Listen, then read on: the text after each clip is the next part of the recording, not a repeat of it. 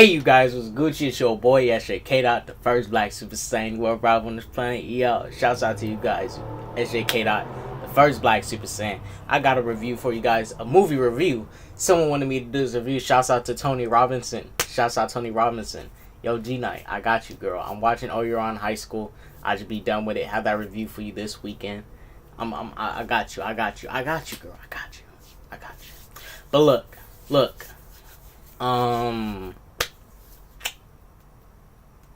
We're gonna do this movie review for Polar. We're just gonna do a spoiler review because this shit's on Netflix, bruh. I looked at the score. That's why you don't go to Rotten Tomatoes when they give good films like these. Let me show you. Let me show you what Rotten Tomatoes gave Polar. And this is a dope film. Let me show y'all. This is why you don't listen to Rotten Tomatoes. The only thing I give Rotten Tomatoes for is their accurate score for Venom. That was accurate. That 39% that Venom got was deserving. It deserved it. Shouts out to Rotten Tomatoes for giving it 39% because it deserved it. Now look at this. Now this is one time I agree with the audience, because the audience, you can't trust audiences either. Look at this. They gave Polar 24%. An action thriller starring Mads Mikkelsen as the world's most dangerous assassin should be terrifically entertaining, but Polar proves it's possible to ruin anything if you try. I don't know what they are talking about as far as Polar goes. This film was action-packed. Goody goodness, bro. This was this is like if you took a let me basically give y'all a rundown of the story. So this story is about our main character Mads Mikkelsen, and I believe Polar was based off of a book, a manga, based off the Dark Horse graphic novel Polar Came from the Cold. So it's a Dark Horse comic. I haven't read the comic. This is my first time seeing the film. I just watched it today and it was tight. The main character, Duncan Visla, Mads Mikkelsen's character. Shouts out Mads Mikkelsen, man. He was solid Snake up in this bit, bruh. Man, when he got that eye patch, I was like, fuck, that's naked Snake, bruh. Not that weak solid Snake, that naked Snake, big balls, bruh. Not that solid Snake, that big balls. Shouts out Mads Mikkelsen. This is basically the gist of the story. It was really confusing for me, the reason they were trying to kill him, because I need to look more into that, because it was it was confusing. So basically, Mads Mikkelsen is this world-renowned assassin, hitman kind of dude, very skilled, in fact, very intelligent, very up on his toes, to a degree. But for some odd reason, he's over here cashing checks and stuff, and I guess using a credit card because they're over here trade. We'll get into that later. But basically, watching this film. So basically, the people that he's linked to, that he used to take jobs from, are trying to kill him for reasons that are financial towards whatever company they're a part of that uses them as undercover for their little businesses of being assassins, and use that as a little undercover front. So basically, Duncan's about to retire. He's about to move on. He's about to go do his own little thing and just retire.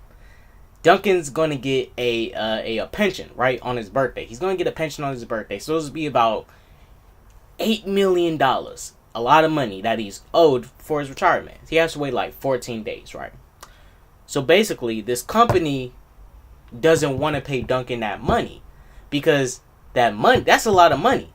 And that would be costing the company to pay this man this amount of money for whatever jobs he's been doing in the past, whatever people he been killing, and the work he been racking up to get towards his retirement fund, and they really don't want to pay him.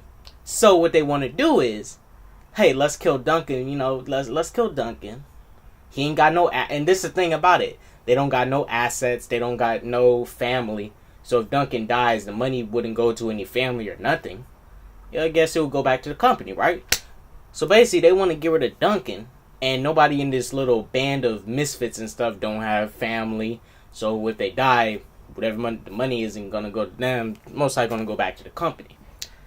So they want to kill him before his birthday, so they can get that money and hold on to it.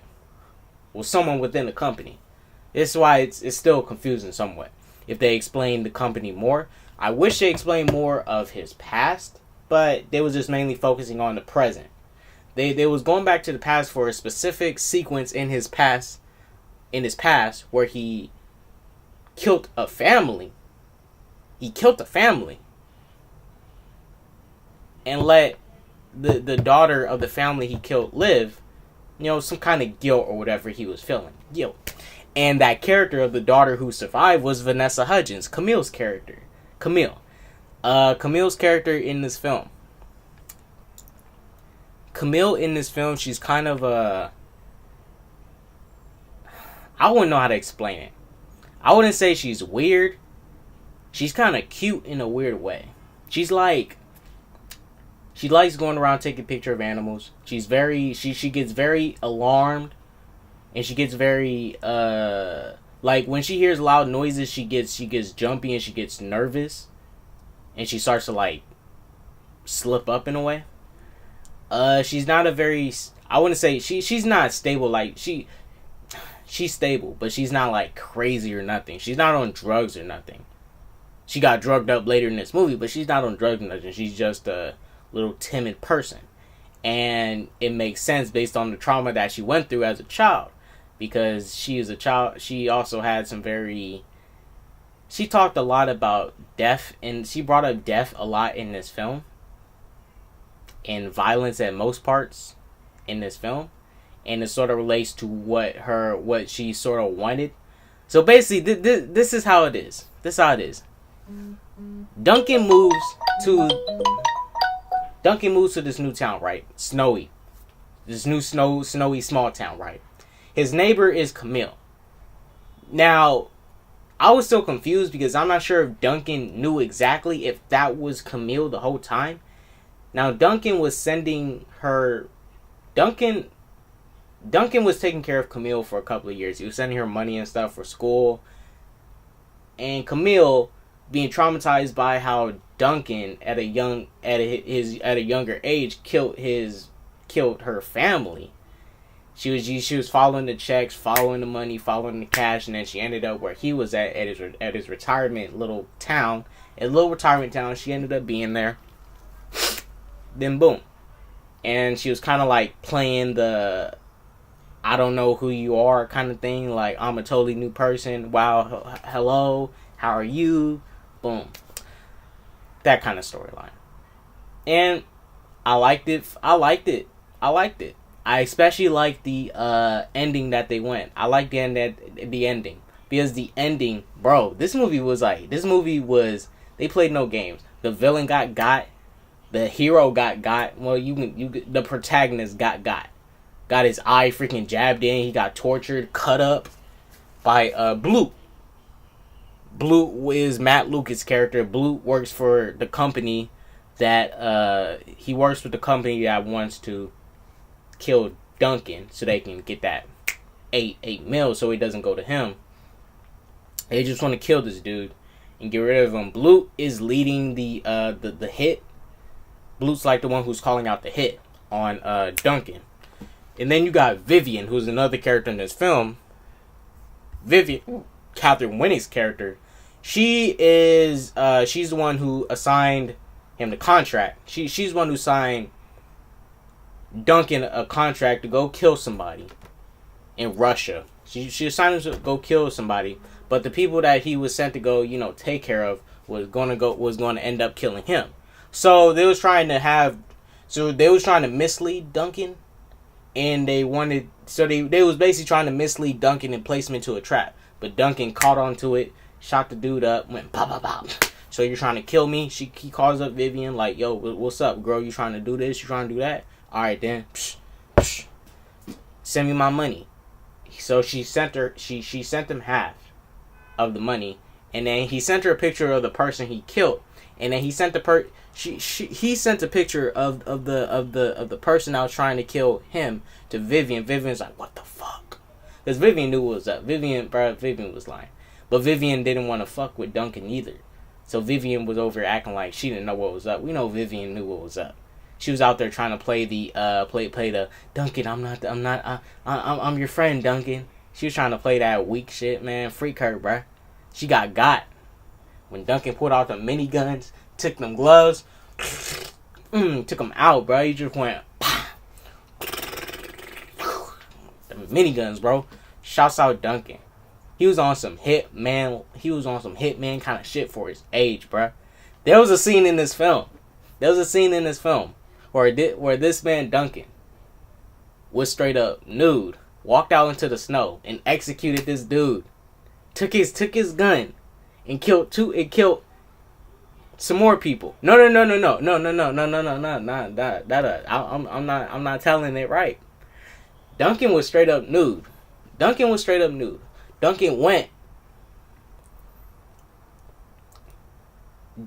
smashing. Okay, I need to tell you about the five other hitmen.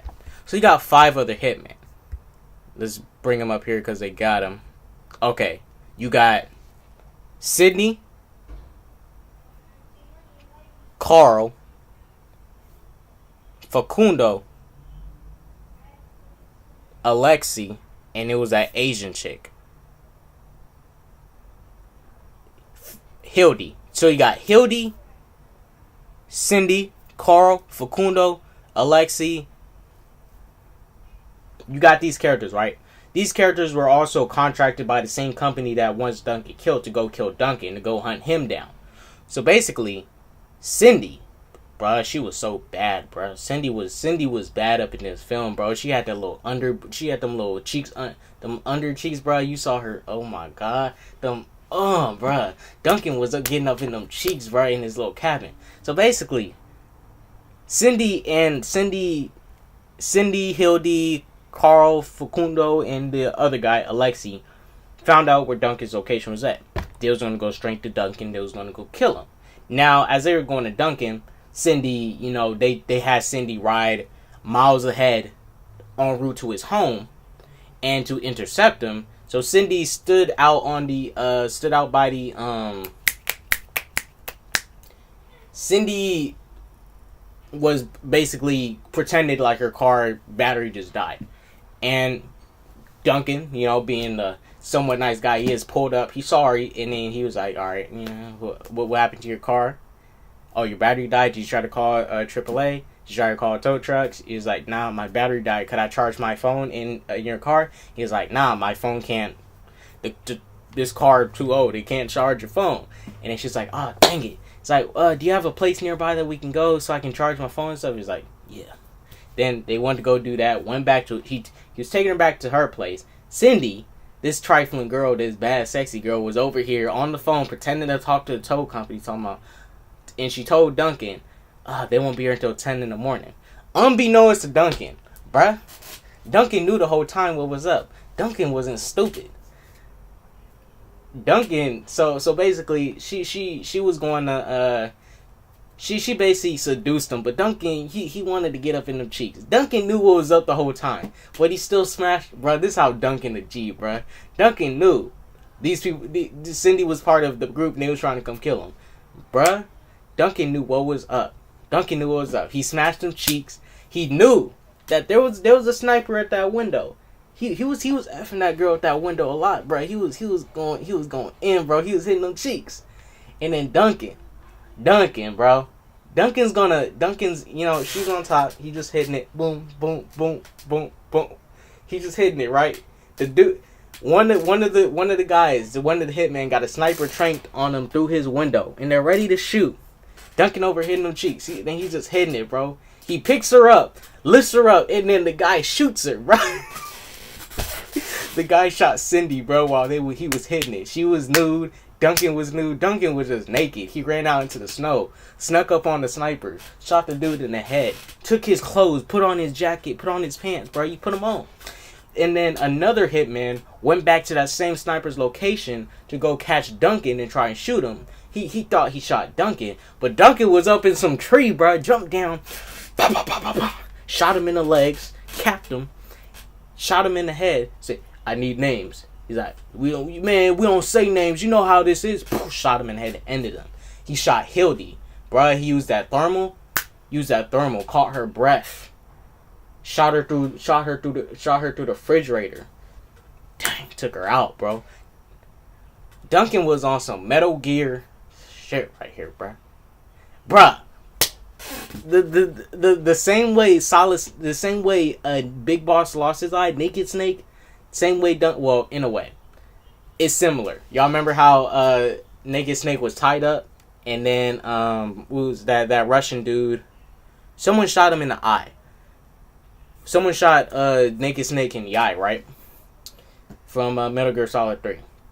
Shot him in the eye, but he lost his eye. Same thing for Duncan here in a way, but this time his eye got dude blew.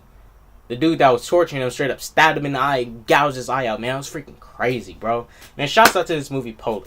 I did like the story. I like how at the end we're getting a sequel, bro. We're getting a sequel. The way this wrapped up. So let's talk about the ending, because that's ending the best part. Unbeknownst to me, we find out. You don't find out this till the end of the movie. You find out Camille was that girl that from the family that Duncan killed, right? You find that out, right? You find it out.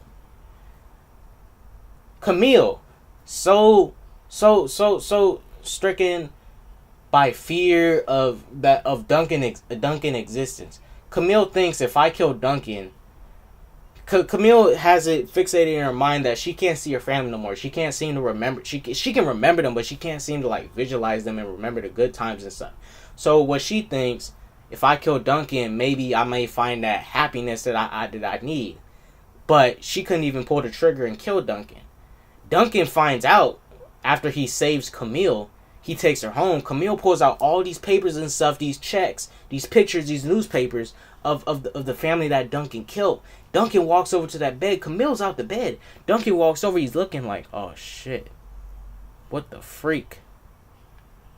It's her. And I think I need to watch it again, because I think Duncan knew the whole time it was her, or I think he didn't know. To me, it seemed like he probably knew, because he was. It seemed like it, but no, he didn't know. He didn't know, because Camille never lived in this town before, because she only went to this town recently to try and find Duncan. So she's only there because because you know, the checks and stuff. So yeah, he didn't know that was her. He didn't know that was her.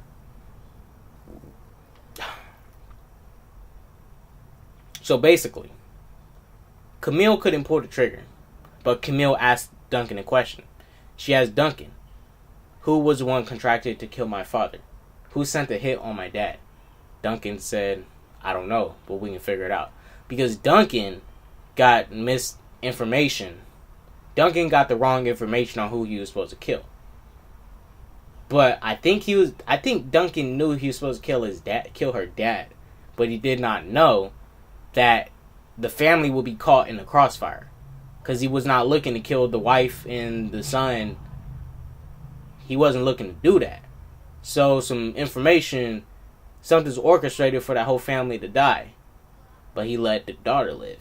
Now Camille and Duncan are about to, if they do a sequel, which they will, freak Rotten Tomatoes, they're gonna go and find the dude that the dude that created the contract to go kill Camille's father. But you guys, I really recommend this film. Check it out, bruh. This is Solid Snake, bruh. This is our Metal Gear film. This is Old Man. No, not Solid Snake. This is our Naked Snake right here, bruh. Big Boss. This is Big Boss. This is Big Boss right here, bro. And that's real talk. We ain't playing no games. This is Big Boss. And I hope you guys like the thumbnail. How I got Metal Gear Polar, bruh. That shit lit, bro. I made that today. Your boy Kid, I love y'all. I thought that was a good idea, bruh, to call it Metal Gear Polar. I hope y'all like that thumbnail. If I have to rate this film is fire, bro. The most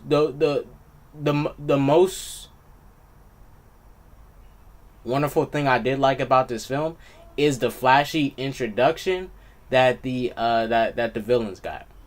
I liked it. It was like Suicide Squad, but not. It was like the Suicide Squad intro, but just as dope and flashy when they introduced the characters. But it was like kind of flashy. It wasn't truly. It was just a dope espionage story in general. Like you get some moments in this movie where you see Duncan in his retirement, and Duncan as a person, yeah, he kills for money and that's his income. But when you see him in his personal life, like when he was sleeping with the Russian prostitute, and he saw the sun and stuff. He saw the sun and stuff, and the chick was a prostitute. He wanted to give them some money so they can go live a better life, but that prostitute was over there like, oh, you kill people for money, bitch. You out here fucking sucking dick for money. What the freak? You kill people for money? You sucking dick for money? What's the difference? Huh? Yeah. What you talking about? What you talking about? Over there lying in front, bruh. You over there lying in front. But he, out of kindness, he just wanted. He gave her a ton of money too. He just wanted to give them money and said, hey, go live your best life. Basically, I was like, fuck, hey man, that's nice of you. Helped out the son too. The son was all cool with it, even though the son walked in on Duncan smashing his mom, bruh. I bet that boy was like, bye. I was like, dang, bro. You know he was getting up in your mama cheese, boy. He was getting up in the mama cheese, bruh. Sydney, bruh, let me show y'all. Oh my gosh. This woman was so fire. Sydney was dope. Oh my gosh. If we can find a picture of her.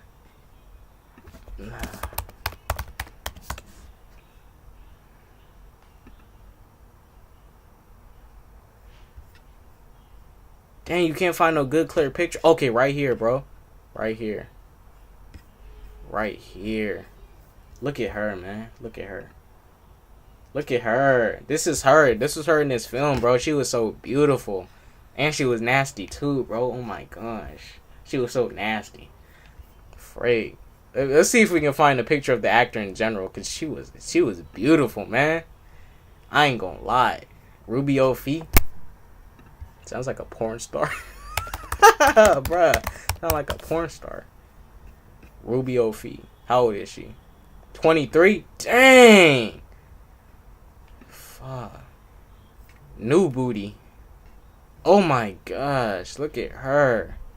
Oh man, look at this, you guys. I ain't lying. Look at her, bro. Dang, new booty. Look at that. Fuck, new booty on the block. Look at her. Dang.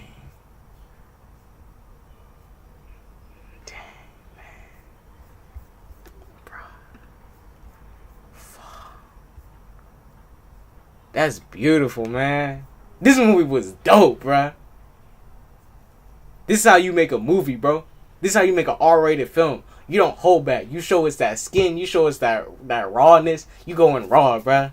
Man, so when they showed her Cindy, I was like, oh my gosh, what am I watching? I had to lock the door. It was that real, bro. I had to lock the door so nobody walked in. It was that real. I really recommend y'all go watch this film. A nice story of a hitman who's retired, trying to be, well, I guess somewhat trying to be a new person, but trying to mainly get away from his old life, but really couldn't. But shouts out to this film, Polar. Do not believe Rotten Tomatoes, man. They're a trash company. You know how the way that Rotten Tomatoes scale films is like it's whack, bro. Cause let's go look at something. And this is what irritates me about Rotten Tomatoes to the highest amount. Like I don't like the way they recommend films. Cause it's like it's almost insulting, right? Let's look at this. So this film has an 82%. We all agree Rotten Tomatoes is so bad it's good for a new generation. No, it's just bad in general, nigga. What the freak? Shit retarded.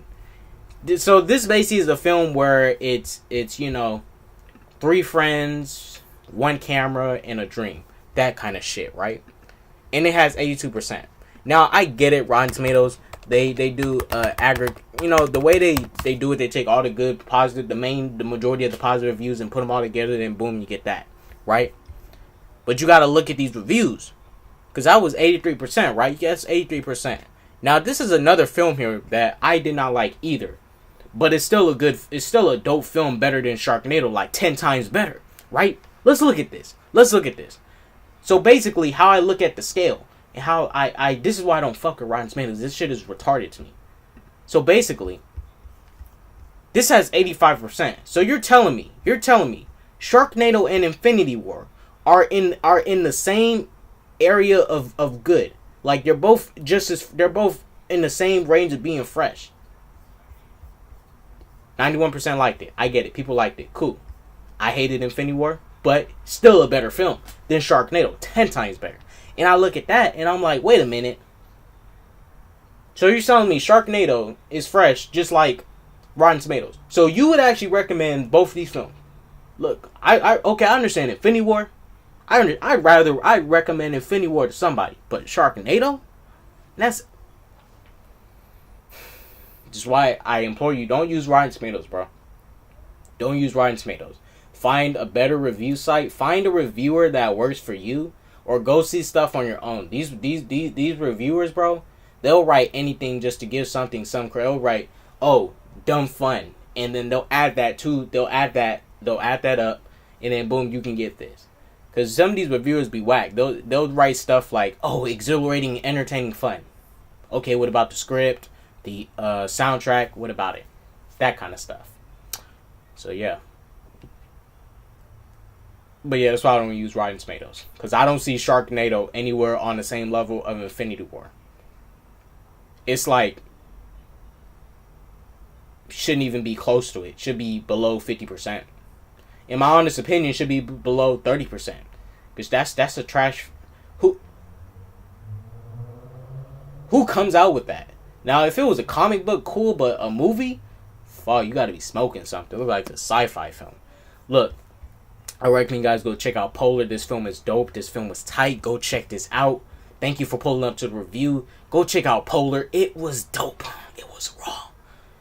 You're going to get some good action. You're going to get some good entertainment. You're going to get a somewhat good story. You're going to get a somewhat good story. Trust me. And it'll keep you in. It'll keep you in. I kid you not. I was straight up bugged in watching this. It was just that interesting. It was that interesting. I kid you not. It was that interesting. Go check this film out. Watch out for that sex scene with Sydney, bruh, and Vanessa Hudgens as Camille.